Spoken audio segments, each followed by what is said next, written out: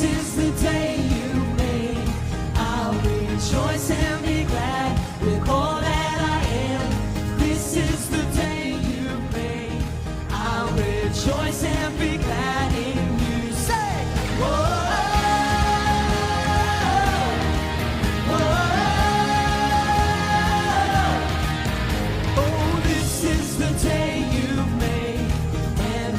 Mercies are new, your promise is true. Say, this is the day you made.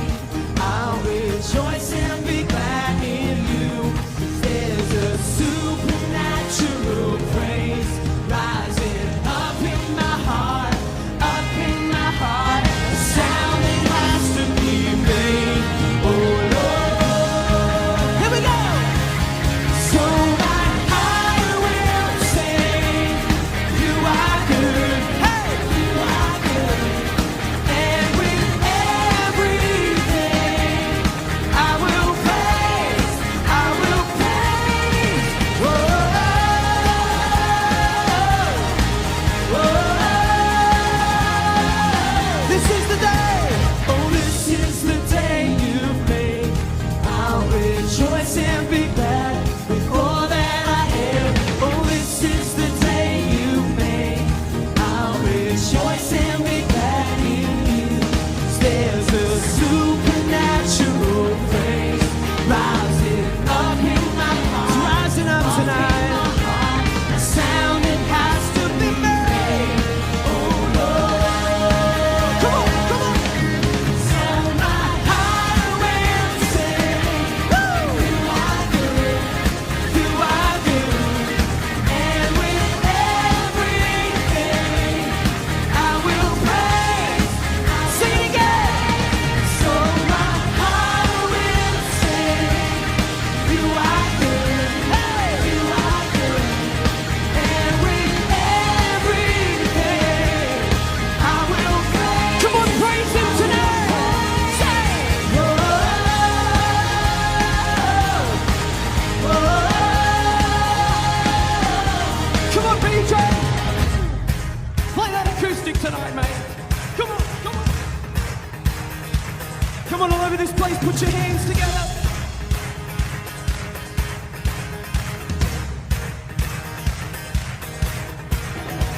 This is the day you made, so I will give you praise. Whatever comes my way, I rejoice in you. This is the day you made, so I will give you praise. Whatever comes my way, I rejoice in you. This is the day you made, so I will give you praise. Whatever comes my way, I rejoice in you. This is the day you made, so I will give you praise. Whatever comes my way, I rejoice in you. Say, whoa, sing it, whoa. Come on, somebody! So my heart will sing. You are good, you are good, and with everything I will praise. Sing it one more time. So my heart will sing. Yeah, you are good, you are good, and with everything I will praise, I will praise. Sing, whoa, whoa. Sing it, whoa, whoa.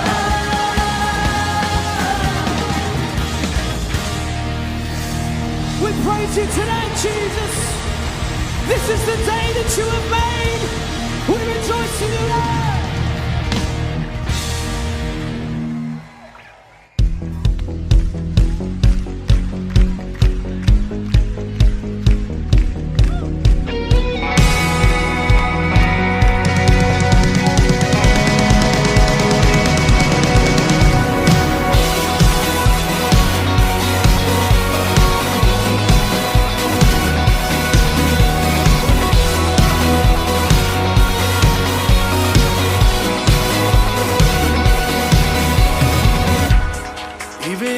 world cannot see.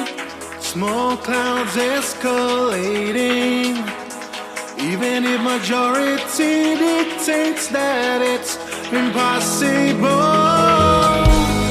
I refuse to believe on what the world would say, because you are the final way.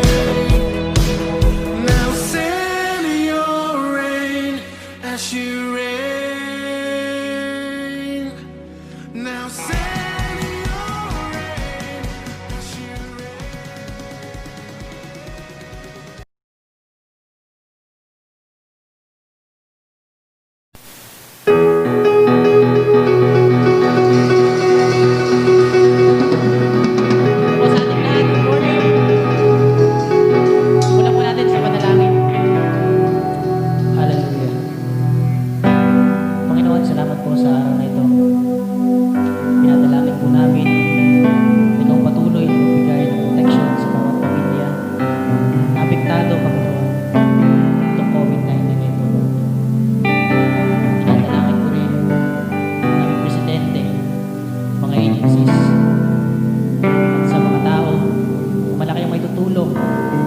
upang mapadaling pag-usan ang crisis na ito. Bigyan niyo po sila ng kalaman at karunungan. Ganun din po ang aming mga frontliners, policemen, doctors, nurses, public servants, workers. Lord, hindi po biro yung kanilang ginagawa na sakripisyo. Panadalangin ko, protektahan po niyo sila habang ginagawa nila ang kanilang tungkulin sa pagharap sa crisis na ito namin tinatamasa ngayon. Panadalangin ko na manatili sa kanilang puso ang kaligayahan habang ginagawa nila ito. Kahit hindi na madalas na nakakasama ang kanilang mga pamilya. Pinalapit ko din sa iyo, Panginoon. Nagpapasalamat din ako sa buhay ng mga pastors, mga mentors na walang sawang nag-aanit sa amin ng impormasyon at paalala sa kung paano pa rin kami mabuhay bilang isang Kristiyano, bilang anak ng Diyos, kung paano pa rin namin may pamahagi ang kanyang mga salita sa iba kahit nasa ganitong sitwasyon. Ganun din po sa lahat ng mga pamilya na lubhang naapektuhan dahil sa crisis na ito. Dalangin ko na muli pagtibay nila ang kanilang relasyon, pagkakita ang bawat isa. Imbis na sila ay mag-away-away dahil sa kakulangan ng kanilang mga pangangailangan, bago sila po ay magkabugbog upang mapagtagumpayan ang bawat pamilya ang suliranin nito. Dalangin ko, Diyos, na may bisan din ang kakulangan tungkol sa pera, sa salamin ng bawat pamilya. Pagpalain po ninyo ang bawat pamilya. Ganun din kanilang trabaho. Naniniwala po kami na ang lahat ng ito ay may sakakatuparan. Ito ang aking panalangin sa pangalan ni Jesus. Amen, amen. Amen. Hallelujah. Amen. Napakabuti ng Panginoon. Sa oras na ito, tayo po ay lahat. Kung nasa bahay po kayo, tumayo po kayo. Sabihin nyo sa mga kasama nyo, tumayo sila. At kumanta at sumayaw para sa ating Panginoon. Amen. At sa oras na ito, kung kayo po ngayon, just put on your comment box, hallelujah. At sabihin nyo na you are ready. Sige, ilagay nyo nga sa comment box ninyo, like and heart itong live streaming natin. Welcome to Shalom International Ministries. Hallelujah! This is our time to give praise and glory to the King of Kings. Yes!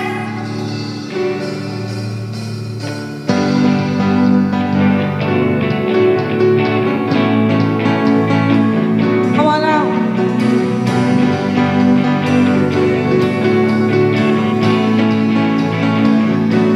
Come on, palakpak mo nga yung mga kamay na yan.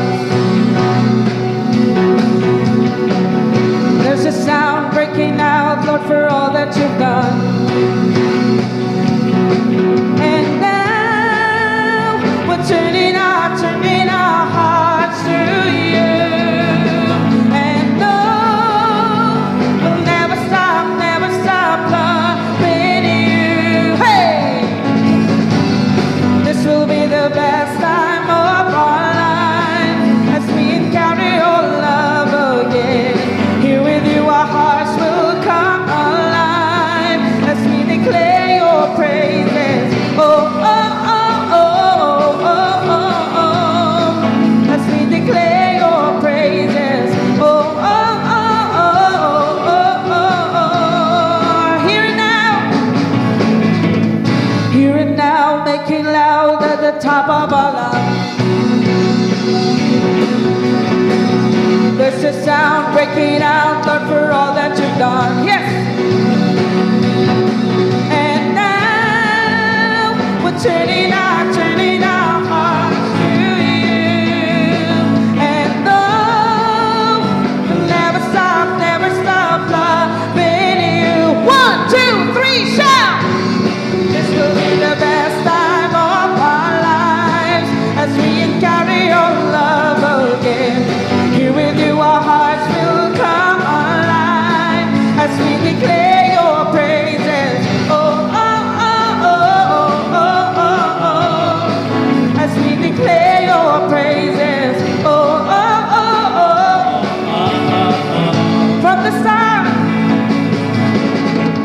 From the start, here we are to collide with your love. Every heart set apart just to be where you are.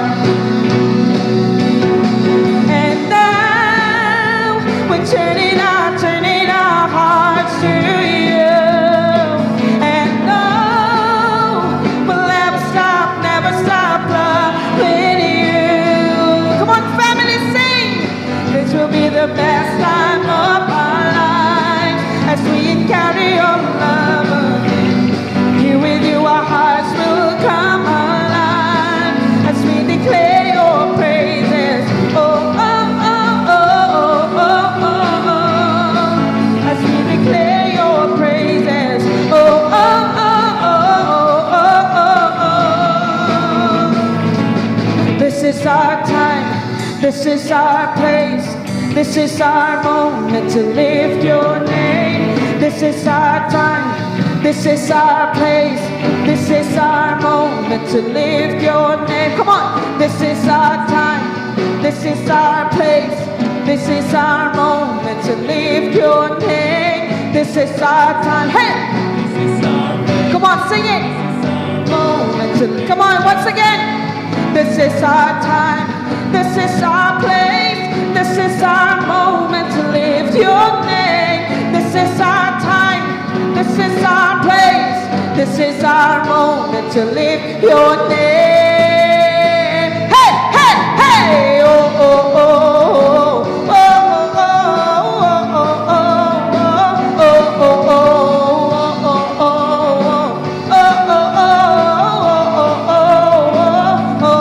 oh. This will be the best time of our life as we encounter your love again. Here with you our hearts will come alive as we declare your praises.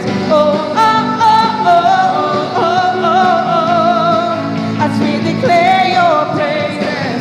Oh, oh, oh, oh, oh, oh, oh.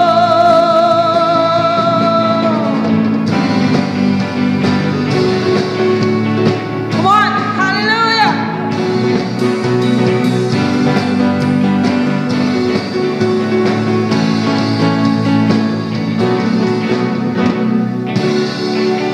Oh, hallelujah. Come on, raise your worship, your glory and honor.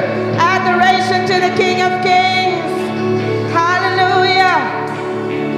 Hallelujah. Napakabuti ng Panginoon. Amen. At sa oras na ito, I know na marami po tayong pinagdadaanan. There are a lot of things in our life right now. Kung ilang buwan na po tayong naka-quarantine. But the song we sang last Sunday, sabi po doon, the goodness of the Lord, amen? Na kahit anong mangyari, the goodness of the Lord always prevails. At hindi niya hayaang magutom at mawala ang kanyang mga anak. So this moment, pasalamatan na natin ang Panginoon because until now, our family are still intact, our family are still here worshiping the Lord. At sa oras na ito, your greatest gift is your family. Nakasama mo sa oras na ito, you're worshiping together, you're laughing together, you're worshiping as one family. Hallelujah. Come on, church. Just open up your heart to the Lord. Hallelujah.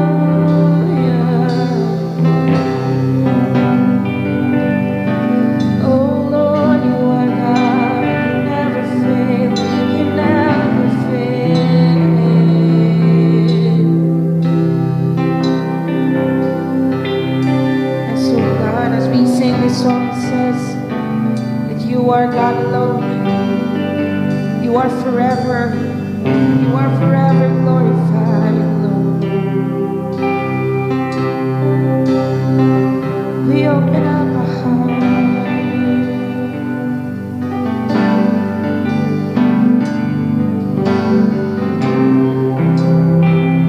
We worship you. You are not a God created by human hands. You are not a God dependent on any mortal man. You are not a God in need of anything we can give. You are God that's just waiting.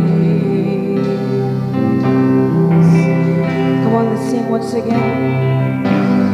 You are not a God created by human hands. You are not a God dependent on any mortal man.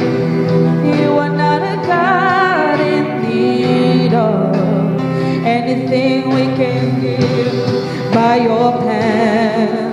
That's just waiting. You are God alone from before time began.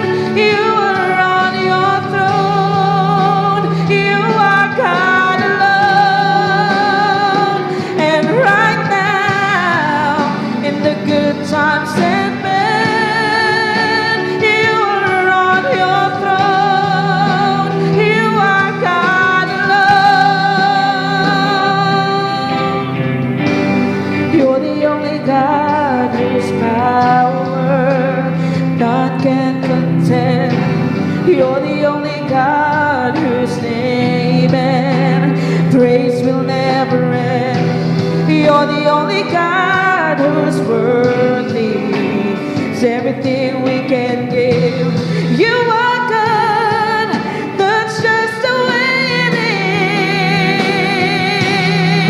is. You are God alone from before time began. You are on your throne. You are God alone. And right now, in the good times and bad, come on, raise up your voices and sing.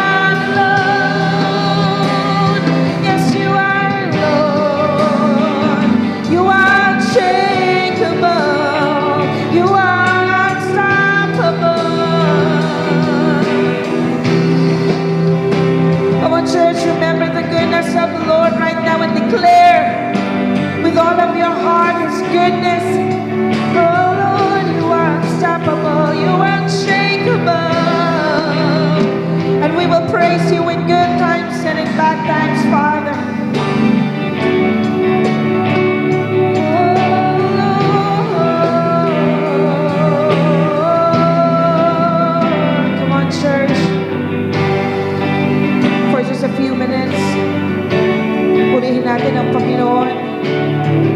Open up your voices, your mouth, your heart, and declare, napakabuti mo, Panginoon. You are great, you are great.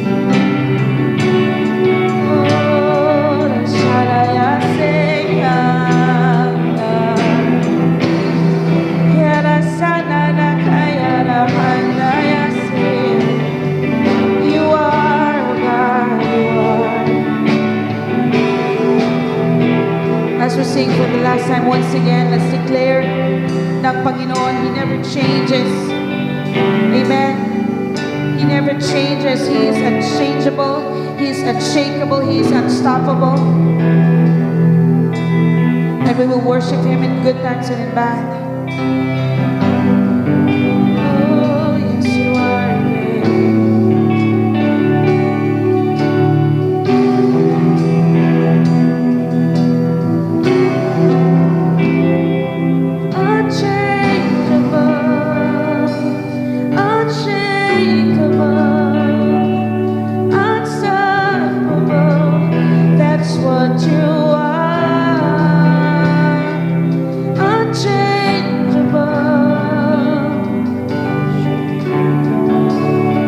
Church, sing it.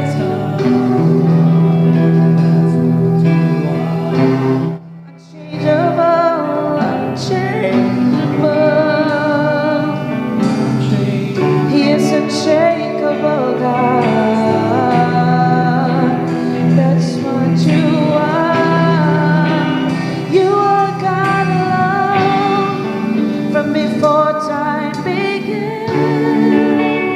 You were on your throne. Come on, sing it with all of your heart.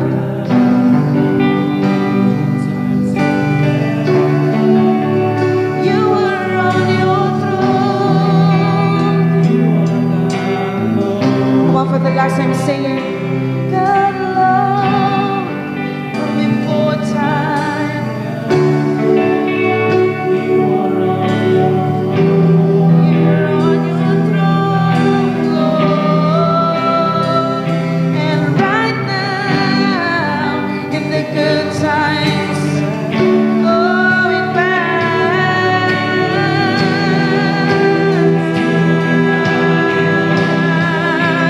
you are God alone from before time began. You were on your throne.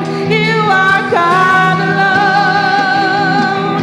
And right now, in the good times and bad, you are on your throne. You are God alone. Oh, you are God alone. You are God alone. You are God alone. Hallelujah, Father. You are God alone. You are unshakable, oh, unstoppable, God. Oh, our church, just give the Lord the praises that He deserves today. He is our God. He is our God. He is forever. He is faithful. Amen. Come on, worship Him. Worship Him. Hallelujah. Oh, may I hear those families shouting for praises. May I hear a shout of praise from all families. Hallelujah. Oh, yes, you are great, oh God. Hallelujah!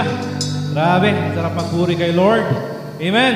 Kaya lahat ng kashalom dyan na nanonood, come on, you put or you comment now in your comment boxes, Shalom, tapos exclamation mark. Amen! And then, tap nyo na po. Tap nyo na po ang mga friends nyo, relatives nyo, mga kapamilya nyo. Right now, on your comment box. Yes. And then, afterwards, sabay-sabay tayong mag-share. Okay? Right. Yes. Tap nyo po ang mga friends nyo and then share. Hello. Iba natin ang mga kashalom dyan. Right.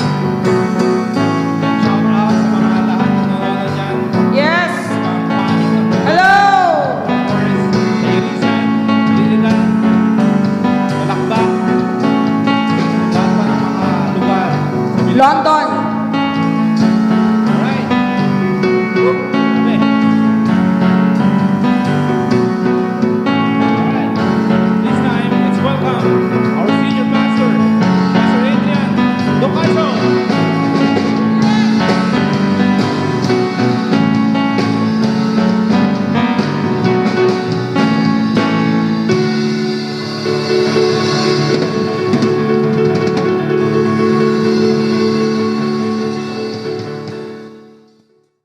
Magandang buhay sa ating lahat. Shalom family, friends, friend of friends na nakikinig at nanonood sa oras na ito. Ito na po ang ating 14th Simbalay, 97th quarantine day na po natin ngayong linggong ito. At last Sunday, pwede na po sana tayong mag-umpisa sa ating physical gathering dahil na-approvean naman ng Mayor's Secretary ang sulat natin at nag-usap-usap kami sa mga leaders sa church natin at tiningnan namin yung advantages at disadvantages kung magsisimba tayo physically. At nakita naman namin na mas maraming disadvantages. Kaya napagkasunduan namin na kahit hindi pa muna, abisuhan na lang po kayo o abisuhan namin kayo kapag okay na. O kapag okay nang makita tayo sa ating church building. Kaya ang gagawin po natin ngayon ay simbalay po muna tayo. Alam kong excited na tayo at nandiyan na tayo sa ating sala, hindi doon sa ating kama. At alam kong naligo na tayo at nakapagpalit na tayo ng ating damit. Amen po ba? Tagay nyo dyan sa comment box nyo. Amen. Meron akong narinig na pag ang isang surgeon daw ay nagkamali sa kanyang pasyenteng inoperahan, ay pwedeng ikamatay ng pasyente. Pero kung ang isang guro daw ay nagkamali sa kanyang itinuturo sa mga estudyante, hindi raw mamamatay ang mga estudyante. Dahil pwede niyang burahin ang isinulat niya sa pisara o itama ang kanyang maling turo. Pwede namang may katotohanan po yon, pero napakadelikado rin po kung ang isang guro ay iba yung kanyang motibo, ay kung ang itinuro niya sa mga tao ay mali, ay pwede pong ikakapinsala rin ng tao yon kahit hindi man siya mamamatay physically. So, nung nagkaroon po tayo ng ating volcanic eruption, yung Taal volcanic eruption, ay ang daming lumabas na mga volcanologists, quote-in-quote. Nung nagkaroon naman tayo ng COVID-19, ay ang daming lumabas din na mga virologists, o parang mga doktor. At nito namang issue ng isang media network ay about sa kanilang franchise renewal, ay ang dami na rin lumabas na parang mga lawyer, quote-in-quote, na kung bibigyan pa ba ng prangkisa ang network na yon o hindi na. At ito po ang isang issue na pinag-usapan doon sa Kongreso. At dito po ngayong umaga, ang gusto ko pong ibahagi ngayong umagang ito, it's about false prophets and false teachers. Sabihin mo sa katabi mo, false prophets and false teachers. At dito po tayo sa 2 Peter chapter 2 verses 1 to 22. Pero hindi po natin babasahin lahat yon, at basahin ko lang po dito sa verses 1 to 3. At ganito po ang sinasabi sa Tagalog version. Noong una, may mga huwad na propetang lumitaw sa Israel. Gayon din naman, may darating sa gitna ninyo na mga huwad na guro. Sa other version, sabi niya, mga bulaang guro. Lihim silang magtuturo ng mga maling aral na ang dulot ay kapahamakan. Pati ang Panginoong tumubos sa kanila ay kanilang itatakwil. Kaya't di magtatagal at sila'y mapapahamak. At marami silang mahihikayat. na sumunod sa kanilang kahalayan. At dahil dito, pati ang daan ng katotohanan ay malalapastangan. Sa kanilang kasakiman, lilinlangin nila kayo sa pamamagitan ng kanilang aral na kathang isip lamang. Matagal nang nakahanda ang hatol sa kanila at ang pupuksa sa kanila ay hindi natutulog. So last Sunday na ating napag-aralan po sa chapter 1 ng 2 Peter, si Apostle Peter ay gusto niyang i-enjoy natin ang kasiguraduhan ng ating kaligtasan at kaalaman natin sa katuruan sa scriptures or sa kasulatan. Gusto niyang lahat ng nananampalataya sa Panginoong Jesucristo ay maipundasyon sa salita ng Diyos at hindi magigiba o bibigay sa tukso at maling katuruan. Bago man siya mamatay, binigay niya itong paalala at babala.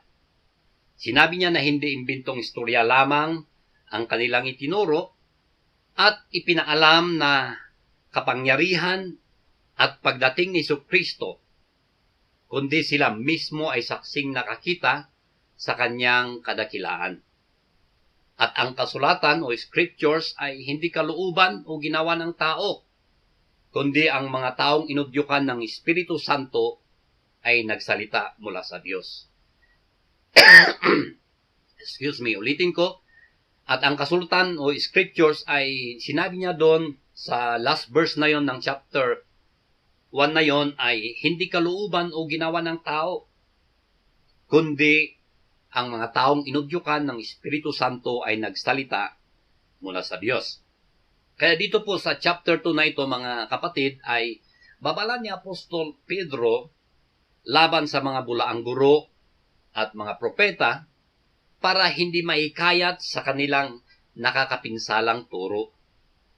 Gusto ni Pedro maging seryoso ang bawat mananampalataya at mapagmatsyag. Speaking of babala o warning, nitong week na ito, last Thursday, ay siguro naman kadimihan sa inyo, alam nyo yung face app, yung face application na yon. At nakita ko halos maraming yung mukha ng isang lalaki, pwede mong baguhin ng mukha ng babae, o di kaya mukha ng babae at pwede mong baguhin na mukha ng lalaki at makikita mo yung itsura mo doon. So ako po, hindi ko alam yon at yung mga bata, alam nila. Kaya sabi ko sa aking anak, gawin mo nga ito. So ginawa niya, sabi ko sa kanya, gawin mo nga yung mukha ng matanda ang ilagay mo. So tapos, challenge ko yung kaibigan kong pastor, sabi ko sa kanya, o ikaw naman, pastor. At doon, after mga tinatanong niya kung paano gagawin yung about face up, sabi ko, magpaturo ka sa anak mo. And after 4 hours, nagpadala siya ng isang warning, babala, na nakalagay doon about warning ng La Trinidad Municipal Police Station, na about doon sa cybercrime, about doon sa face up, na pag sa mga mapupunta yun sa mga masamang tao, o sa kamay ng isang tao, pwede na po nilang gamitin yung mga informations mo. Kaya nandoon naman yung mga number ng Police La Trinidad, kaya trinay kong tinawagan. At natawagan ko naman, so kinonform ko kung talaga bang kayo ang nag-post dito about sa warning na ito ba ay totoo? At sabi niya, opo, confirm po na kami po ang nag-post dyan, pero yung cybercrime po na yan, ay warning na yan, ay galing po yan sa taas. So sabi ko, totoo, pwedeng totoo pala ito. So sabi niya, oh, yes sir.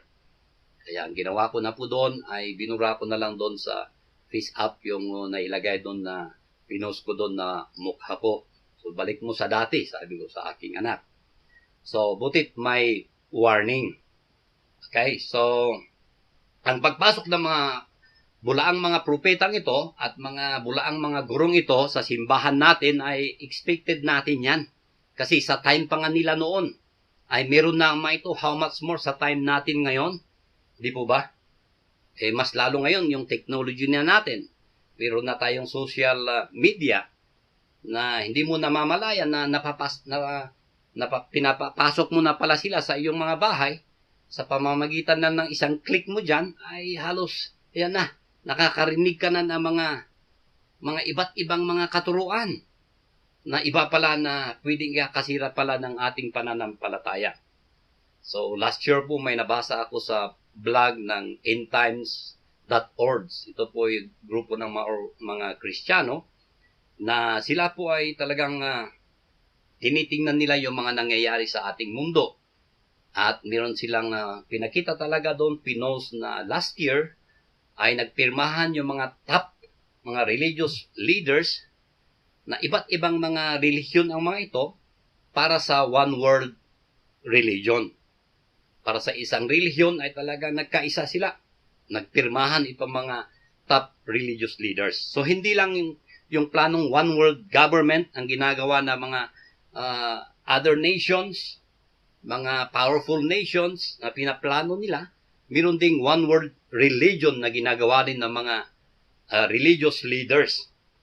So itong mga false prophets na ito at false teachers ay yung mission po nila ay para i-lead yung mga tao o yung mga nanampalataya na sa ating Panginoon para ilayo sila doon sa kanilang natutunan na sa mga apostol o sa turo ng ating Panginoong Hesukristo.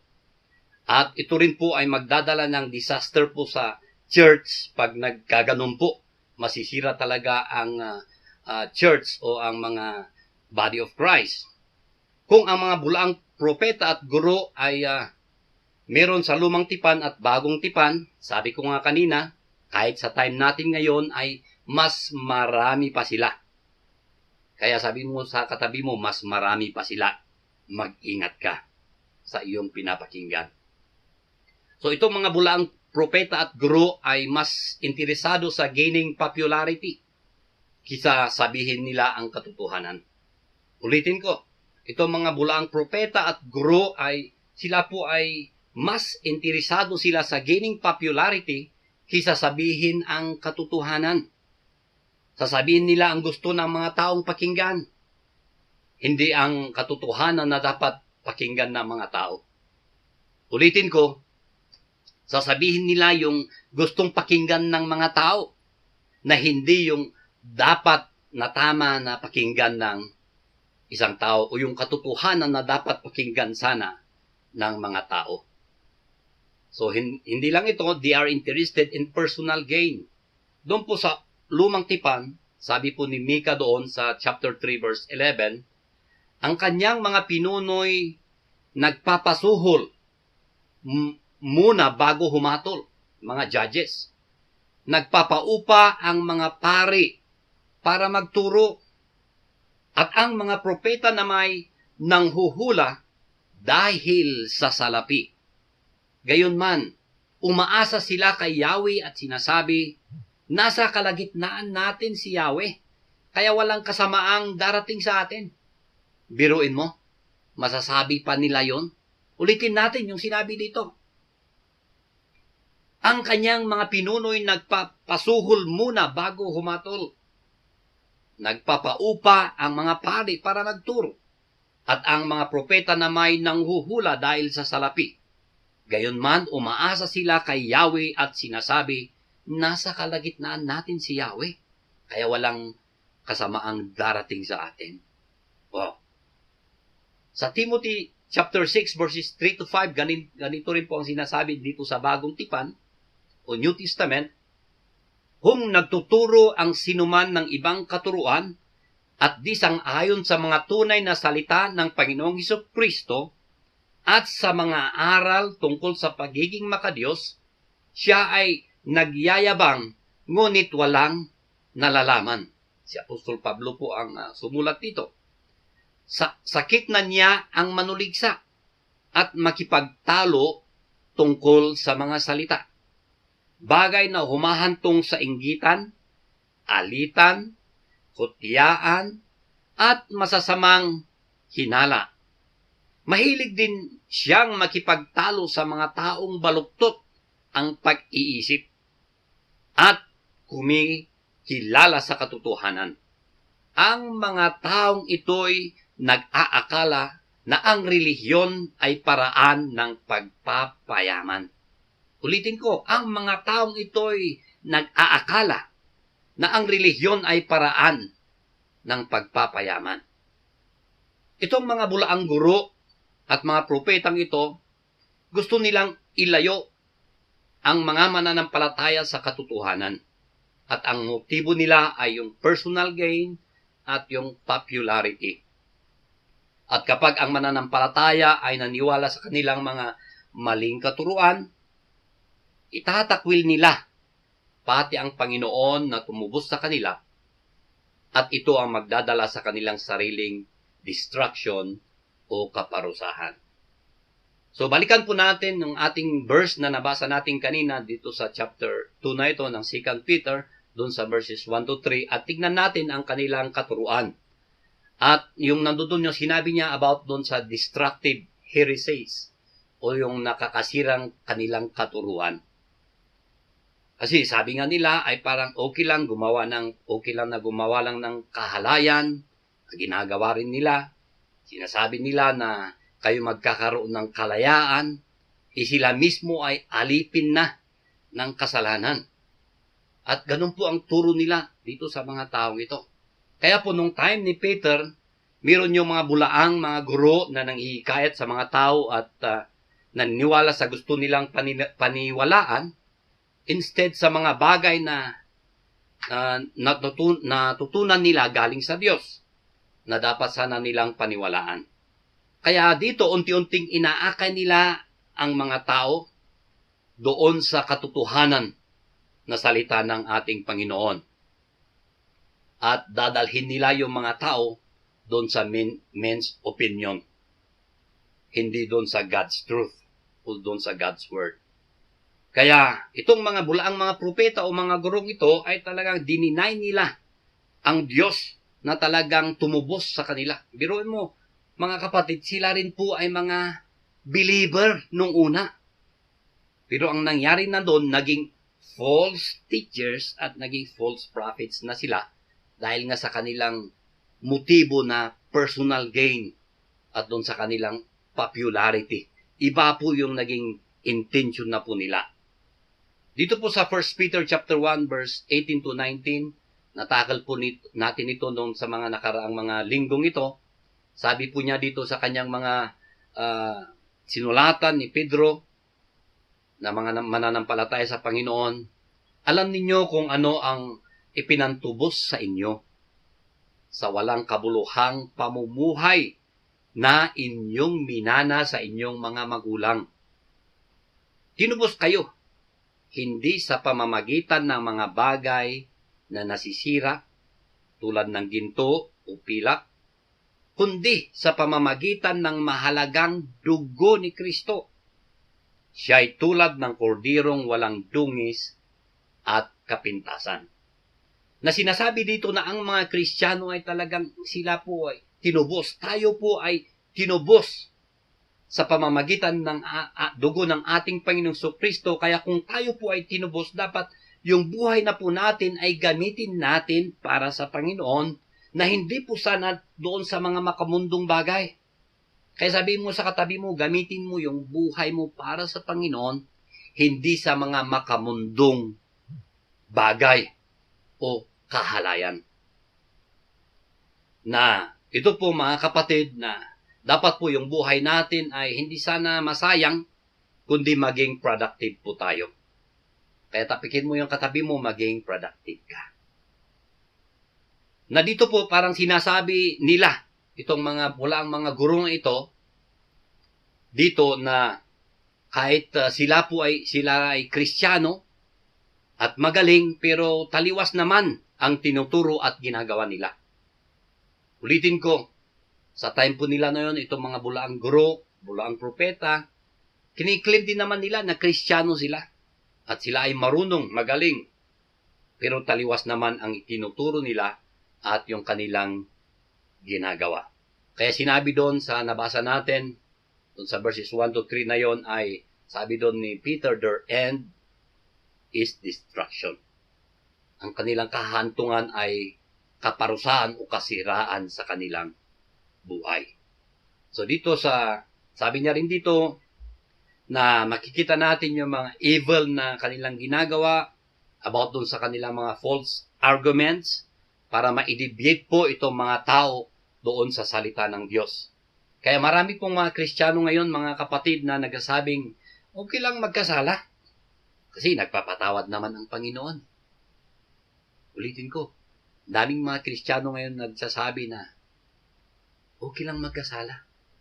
Kasi nagpapatawad naman ang Panginoon. Yung iba, sinasabi nila, oh, God is love. Oo, totoo naman na ang Diyos ay mapagmahal.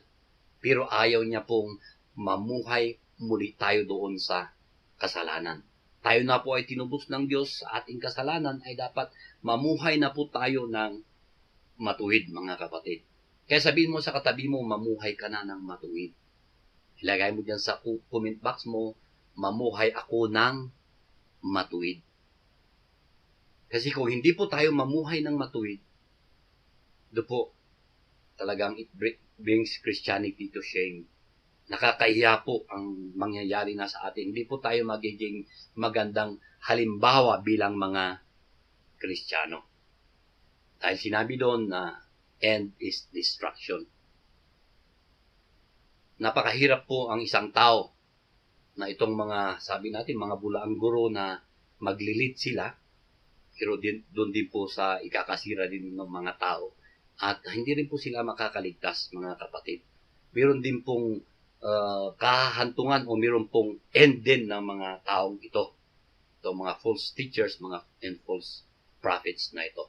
So meron po tayong tatlong halimbawa na makikita dito na sinulat din po ni Apostol Pedro na tatlong halimbawa. Una po dito yung mga fallen angels at basahin din po natin dito sa verse 4. Sabi niya dito, hindi pinatawad ng Diyos ang mga anghel na nagkasala. Sila'y itinapon sa impyerno, kung saan sila'y ginapos sa kadiliman upang doon hintayin ang araw ng paghukom. Ang Diyos po ay nilikha niya po itong mga anghel na sila po yung mga messengers. Ang mga anghel na ito po, mga kapatid, ay mas makapangyarihan po sila at mas dakila po sila kaysa sa tao. Ulitin ko, ito pong mga anghel na ito, mga kapatid, ay mas makapangyarihan po sila at mas dakila kaysa sa tao. Alam na po nila yung katotohanan. Kilala po nila ang Diyos. Pero ito po, si Lucifer at yung kanyang at mga anghel ay nag-rebelde po sila sa Diyos. Kaya sila po ay itinapon sa impyerno. Ang impyerno po ay dinisign ng Diyos. Original design po ng Diyos sa impyerno ay para doon sa mga angels na nag-rebel. Ito mga fallen angels. Yan po yung pinaka-original design niya dyan. Kaya ang impyerno po, mga kapatid, ay totoo. Hindi kagaya ng sinasabi ng ibang mga relihiyon na wala raw impyerno. Ang dami pong mabasa natin sa Biblia natin na talagang hell is real. Pero salamat sa Panginoon, kung ang hell man, itong mga fallen angels ay nagkasala at hindi sila pinatawad, pero kung ang tao pala ay magkakasala, sila ay mapapatawad sa kanilang kasalanan. Kung siya ay magsisisi. Ulitin ko, kung tayo pala ay magkakasala, at kung tayo ay hihingi ng kapatawaran sa ating Diyos, ay patatawaran tayo ng ating Panginoon. Kaya nga po, tayong mga nakiklaim na tayo ay Kristiyano mananampalataya, tinanggap natin ang ating Panginoong Jesucristo bilang ating Panginoon at tagapagligtas, nagsisi tayo sa ating mga kasalanan at pinatawad na po tayo ng Panginoon. Pero, ito sana bilang mga tinubos na ng Panginoon, huwag na po nating balikan yung mga lumang buhay natin. Huwag na po natin balikan yung mga kahalayan natin noon. Kaya sabihin mo sa katabi mo, huwag mo nang balikan ang lumang buhay mo. Huwag mo nang balikan ang mga lumang buhay mo. Dito po sa pangalawa na halimbawa na makita natin yung ancient world o doon po sa time ni Noah. Sa verse 5, dito sa 2 Peter na ito, at mababasa din po natin to doon sa Genesis na chapter 6 and chapter 7. So sabi po dito sa verse 5, dahil sa kasalanan ng tao noong unang panahon, Ginunaw ng Diyos ang daigdig sa pamamagitan ng baha. Wala siyang iniligtas maliban kay Noe na nangaral tungkol sa matuwid na pamumuhay at ang 7 niyang kasama. Talagang yung time nung ancient world na ito, o yung sabi dito, yung unang panahon na ito, ay talagang ungodly itong mga tao. Ang lupa, sabi doon, ang lupa ay napuno ng karahasan. Pero, may righteous na tao, si Noah at ang kanyang sambahayan. Kaya pag yung nabasa po natin doon sa chapter 6 and chapter 7 ng Genesis na yon, ay inutusan po siya ng Diyos na gumawa po ng daong para wakasan niya ang lahat ng may hininga. Mga tao, mga hayop, ibon, mga tanim. At habang ginagawa po ni Noah ang daong kasama ang kanyang pamilya, ay talagang ipinipreach po niya ang righteousness, ang katuwiran, para itong mga tao na ito ay magbago po sila. Magbago sana sila sa kanilang mga kahalayan, sa kanilang mga kasamaan. Pero ano pong ginagawa nila? Pinagtatawanan lang po itong si Noah at yung kanyang pamilya. Hindi sila makapaniwala na may darating na baha. Isa time nila na yun ay talagang hindi pa nga umuulan eh. How much more na darating yung baha raw. Kaya habang ginagawa po nila yung daong o yung ark na ito, talagang pinipreach niya na magbago sila. Biruin nyo, for 100 years. Si Noah po ay 500 years old nang kanyang ipanganak itong si Shem, Ham, and Japheth. At sabi po doon, nung dumating na ang baha, 600 years old na po si Noah. Kaya after the flood, namuhay po si Noah ng 350 years pa. Kaya 950 years old po siya nung siya po ay namatay. Kaya biruin nyo, for 100 years na nagbibigay siya ng warning. Talagang ipinipreach niya yung righteousness para magbago at magsisi ang mga taong ito sa kanilang mga ungodliness, pero hindi po sila naniwala. At ano po ang nangyari doon, mga kapatid? Ang naligtas lang po doon, sabi doon ay 8 kaluluwa.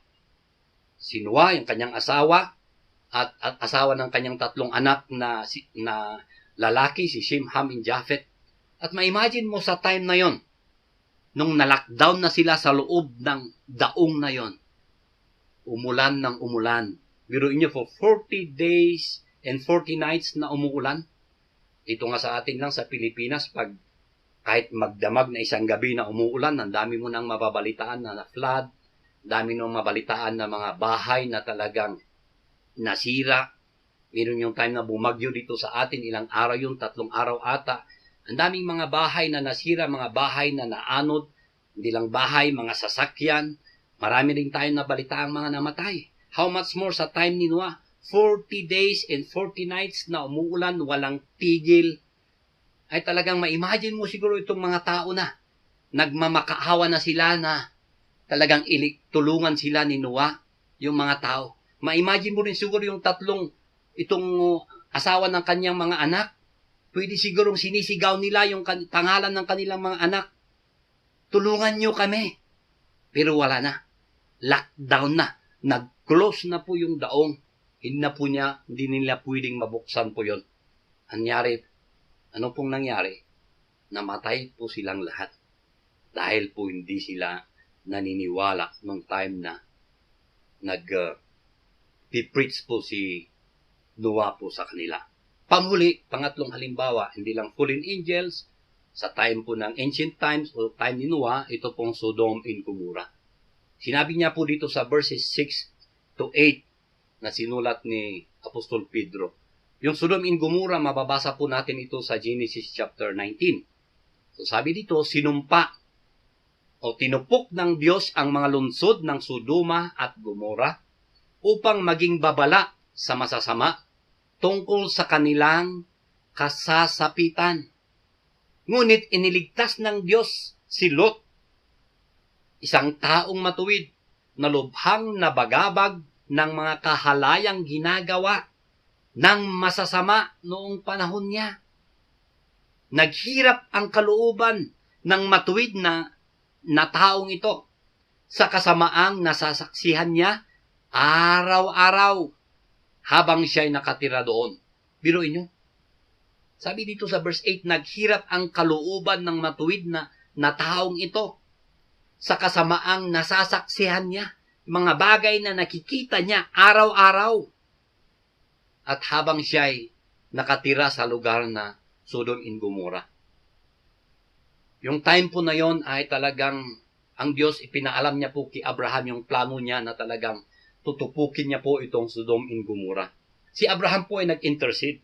Sabi niya kung may 50 matuwid, 50 na matuwid ay tutupukin mo pa ba ang Sodom and Gomorrah? Sabi ng Diyos, hindi.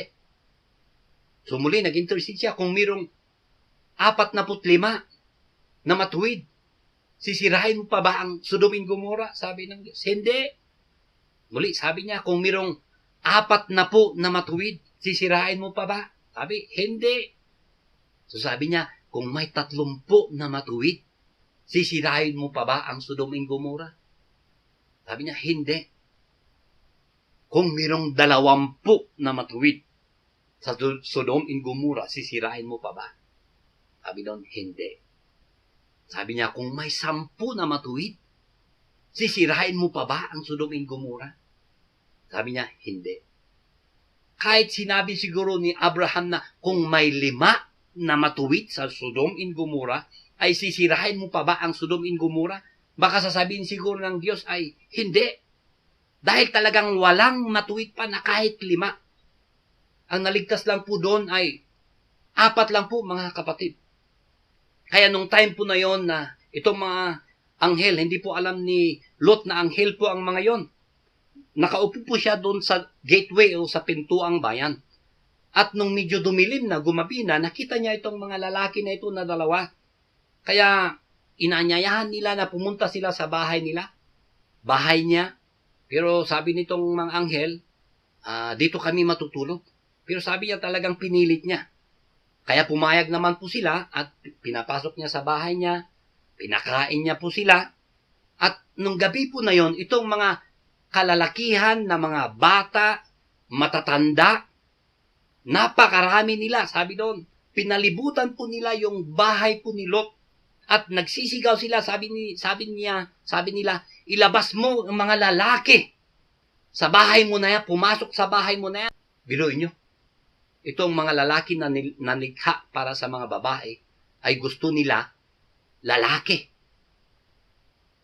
Pero ito po, si Lot lumabas po, sinara yung kanyang gate, nagmamakaawa siya. Biruin nyo, isasacrifice niya yung kanyang 2 anak na babae. Sabi niya, meron akong 2 anak na babae. Wala silang karanasan. Sila ay birhen. Ibibigay ko sa inyo. Pero sabi po nitong mga lalaking ito, mga bata, mga matatanda, hindi, ayaw namin. Gusto namin yung mga bisita mo na lalaki. Lumabas po yung 2 lalaki na ito, itong mga anghel. Binulag po nila itong mga taong ito. At sinabihan po sina Lot, bilisan ninyo, kunin nyo yung mga pamilya mo, at aalis na kayo. Pinilit po sila that time, dahil yun na nga, yung oras na talagang sisirain na ng Diyos itong Sodom and Gomorrah, at ganun nga po ang nangyari. Nakakalungkot nga lang yung 4, ay si Mrs. Lot pa ay naging pillar of salt, dahil hindi rin nag-ubi sa utos sa kanila ng anghel. Huwag na kayong titingin doon sa pinanggalingan ninyo. Pero tumingin pa po si Mrs. Lot, ay naging pillar of salt siya. Kaya ang naligtas na lang po doon si Lot at yung kanyang 2 anak na babae. So ano po ang matutunan natin sa 3 stories na ito? Yung 3 illustration ni Apostol Peter dito. Itong mga anghel na ito, kahit na anghel sila, nung sila po ay nagkasala, nagrebelde against sa Diyos, they were cast out of His presence. So pati rin tayo, pag dinispise natin ang kanyang authority at nireject natin yung lordship niya sa buhay po natin, we will also be punished. Sa Sodom and Gomorrah at saka sa time po ni Noah, if we continue to be carnal and rebellious, we are never safe. Kasi sabi sa text natin dito sa verse 3 na ito, destruction is not sleeping. Ibig sabihin, totoo ang judgment ng Panginoon. Matutunan din natin dito na kahit sila ay nandoon sa masamang mundo, hindi sila nakigawa o hindi sila nag-conform sa ginagawa nilang masasama o masama. But they remain true to God. Naging matuwid pa rin po sila sa harapan ng Panginoon. At nakita natin yung pag-rescue ng Diyos sa kanila. Dito lang po sa ating pandemic na nangyayari sa atin, meron po tayong natutunan dito. Maraming mga Kristiyano na naging sinungaling na para lang makatanggap ng SAP. Maraming mga Kristiyano na yung mga kababaihan ay ang daming mga boyfriend. Pila-pila. Dahil yun daw ang uso. At yun din ang kanilang ginagawa. Vice versa rin naman. Sa mga lalaki rin, marami yung iba rin, marami ring mga girlfriend. Na kahit sila po ay mga Kristiyano, ay maraming mga girlfriend sila. Na ginagawa rin nila dahil ito naman ang uso ngayon. Pero kung tayo po ay Kristiyano, wag po sana natin gagawin yon. Dapat isa lang. Kung mag-boyfriend ka, isa lang. Kung mag-girlfriend ka, isa lang. Sabihin mo sa katabi mo, isa lang. At sa mga may asawa na katulad ko, pag may asawa na po tayo, ay isa lang. Huwag po tayong mag-love another one. Amen po ba? Ilagay nyo sa comment box nyo, Amen. So dito po ako magtatapos mga kapatid. Sa mga backsliders dyan na dating tumanggap sa Panginoon pero sa hindi alam na kadahilanan ay pwede kayong bumalik sa dating buhay ninyo. Kayo na ay niligtas ng Panginoon pero mas nag-backslide na kayo ay bumalik sa dating buhay ninyo. Gumagawa na kayo ng hindi kaaya-aya sa Panginoon, ang godliness, kahalayan, ay ito na po yung time na balik tayo sa Panginoon. Dahil kung hindi po tayo magsisi sa ating kasalanan, sa ating mga ginagawang ungodliness, kung paano niya pinarusahan itong mga fallen angels sa time yung mga ancient time ni Noah, itong mga taga Sodom and Gomorrah dahil sa kanilang kahalayan, kasamaan, ay kung hindi po tayo magsisisi sa ating ginagawa, ay darating po yung time na ating pong kaparusahan. So, ito po yung time na bumalik na tayo sa Panginoon. Alam po, nangyayari ngayon ay talagang na pandemic, siguradong mayroon pa muli na susunod na hindi pa natin alam kung ano ang mga yon. Kayo rin pong mga mananampalataya sa Panginoon, mga kapatid, na sabihin natin Kristiyano tayo pero mayroon pa tayong ginagawang kasamaan sa buhay natin. Siguro na itatago natin sa ating mga pamilya, kapatid, sa kaibigan mo, pero pag mag-isa ka, iba pala ang ginagawa mo. Hindi ka aya-aya sa Panginoon. Magsisi na po tayo sa ating kasalanan. Iiwan na po natin ng kasalanan na po natin. Huwag na po nating balik-balikan. Sabi mo sa katabi mo, huwag mo nang balik-balikan. Sa mga hindi rin po nananampalataya, wala pang relasyon sa Panginoon, sina-challenge ko po kayo na mag-connect na po tayo sa Panginoon. Hindi po relihiyon ang magliligtas sa atin. Kung wala ka pang relasyon sa Panginoon, wala ka pang kasiguraduhan na ikaw ay ligtas, magsisi ka sa iyong mga kasalanan. Tanggapin mo ang Panginoong Jesucristo at mamuhay ka ayon sa kanyang kalooban sa buhay mo. At sa bawat isa na nandirito, mga kapatid, ang church po natin o yung body of Christ ay hindi po tayo free sa mga false teachers na ito.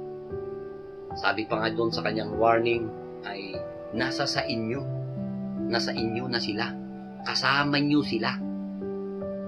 Sabi ko nga, how much more sa time natin ngayon. Sabi ko kanina, meron na tayong social media, mainstream media, pwede nating mapapasok itong mga false prophets, false teachers sa mga bahay natin. I-click mo lang yung meron ka ng internet o mobile data, kung ano-ano na pwede mong mapakinggan at mapapanood na yan, na iba-iba mga katuruan. Ay dapat po, yung chalice na Apostle Peter na yon ay bawat isa sa atin ay magiging lalalim pa po sana tayo sa salita ng ating Panginoong Jesucristo para hindi po tayo madala o hindi po nila tayo maaakay.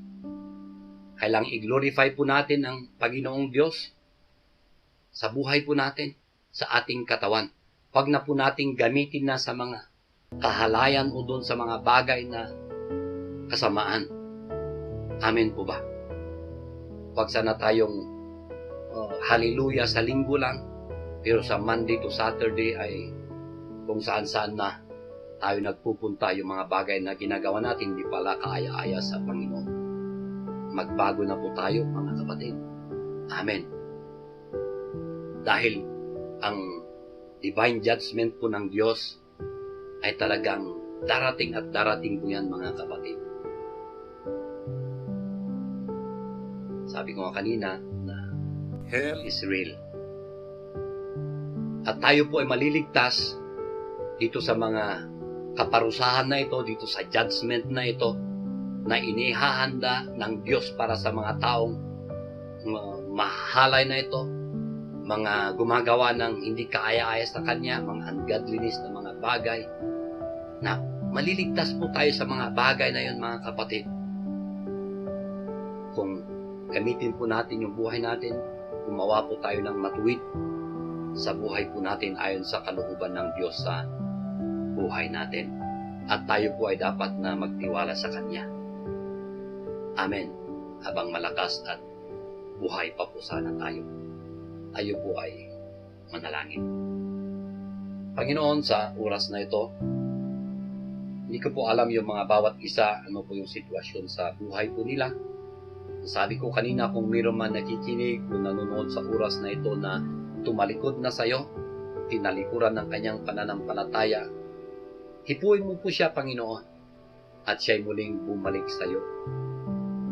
Pinapanalangin ko, Panginoon, pag mayroon mang anak mo dito na humihina na sa kanyang pananampalataya at bumabalik din sa dating buhay niya, ay tulungan mo po siya para siya po ay muli ay magsisi sa kanyang ginagawa na hindi kaaya-aya sa iyong harapan at muli pong gamitin niya yung buhay niya, muli pong mamuhay siya ng matuwid, Panginoon. Kung mayroon mang kapatid dito, Panginoon, na nakikinig at nanonood din sa oras na ito at wala pang kasiguraduhan yung kanyang kaligtasan, ito po yung time na magsisi na po siya sa kanyang mga kasalanan at tanggapin ka bilang kanyang Panginoon at tagapagligtas sa buhay niya. Tulungan mo po, Panginoon, bawat isa sa amin, Shalom Church, bawat isa na nakikinig at nanonood sa oras na ito, Panginoon, na kami po sana, bawat isa sa amin ay lalalim pa sa iyong mga salita at mandali po naming ma-discern yung mga false teachings, itong mga false prophets na ito, Panginoon. At kami po ay tatayo sa aming pananampalataya, hindi po kami bibigay o hindi po kami magpapaakay sa kanila, Panginoon. Salamat muli, Panginoon, sa oras na ito. I-bless mo bawat mga pamilya, bawat mga tatay, nanay, mga young people, lalaki at babae at mga bata na nanonood at nakikinig sa oras na ito. Ito po ang aking samot dalangin sa pangalan ni Jesus. Amen. Ito po ang inyong kapatid sa Panginoon, Pastor Adrian Ducaiso. God bless po.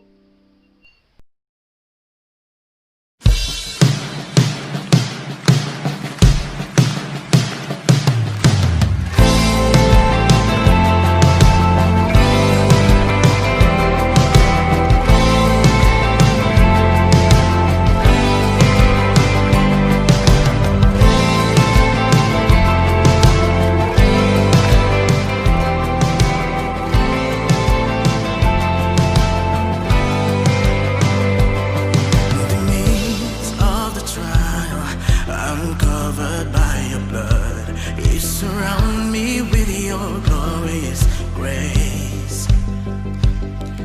The depths of my despair